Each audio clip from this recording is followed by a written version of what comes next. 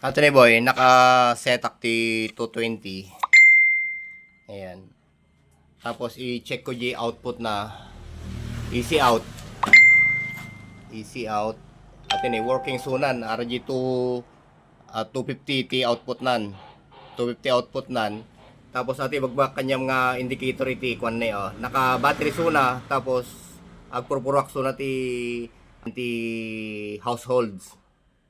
230 volts, 229 ata medyo apurado lang ganyan ti multi-tester ko kahit isang harta ni naka 250 ata no duma okay suna ngamdya ka mo lang pinagsabay ko nga in power on power off ati escape kun enter kahit ayan dito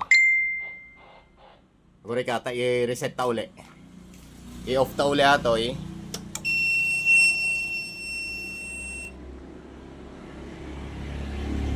naka-off zone na ulitin tapos power on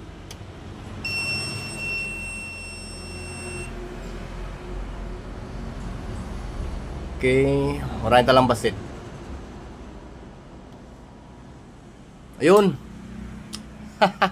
230 rumaran boy diyan ka mo no kwa basta pinagsabay ko lang ang pinag-atoy hanggang hanap makasapol gamit ti reset hindi ako makapagpalabas ng reset dito sa board kasi no pinduto mati menu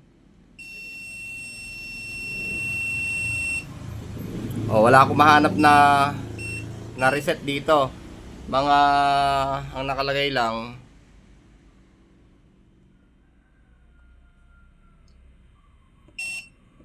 dito lang tinakakabel battery yan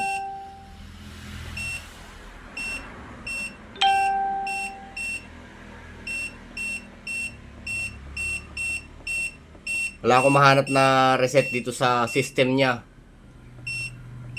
kaya ang ginawa ko kanina patay sindi ko lang to ayan i-off ko yan tapos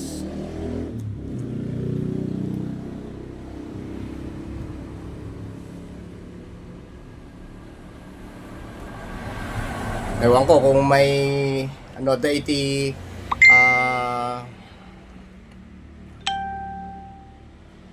dahilan na ginarami ko at ewan ko kung may dahilan yung ginawa ko kanina na in-skip ko tsaka ko pinagsabay itong enter tsaka ko pinower on dali subukan natin ulit pa-power on natin to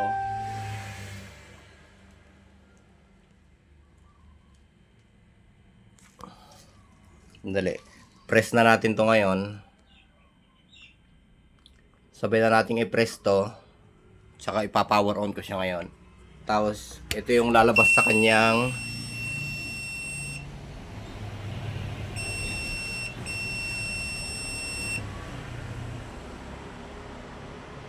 tapos ngayon maraming talang basit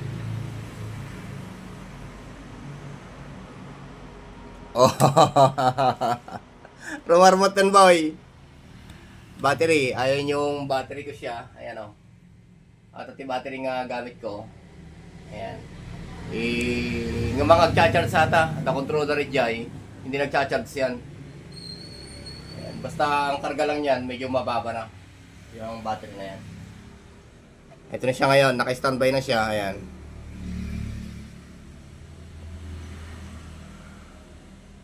tsaka isang ginawa ko kanina tinanggal ko tong sensor o thermal to temperature to tinanggal ko yan na pinasindi and nag-beep ng mahaba tapos nung ibinalik ko umokay naman siguro dahil nag-error kulang pa yung mga ibang tornilyo niya ayan itong mga parts dito yung IC dyan napalitan naman na natin yan tapos yung IC dito napalitan na rin natin yung mga buong irila na may leak na transistor napalitan naman na yan yung relay napalitan naman na natin yung dating sunog na relay niya sinundan ko rin yun ito yung sunog na relay mo sinundan ko rin yan kung ano yung normally open at normally close sakto naman yung nabili natin na relay pasok din dito Kaya ngayon, pagka ganyan na sign, pagka tutusukan natin siya ng output, ito siya. Ito, may output kang, dito sa multi-tester na apurado, mayroon siyang 250. Pero dito naman sa kanyang indicator, mayroon siyang 230. Ayan. Moment of truth, kakargahan ng load ngayon na naman to. Kung magpo-fault na naman.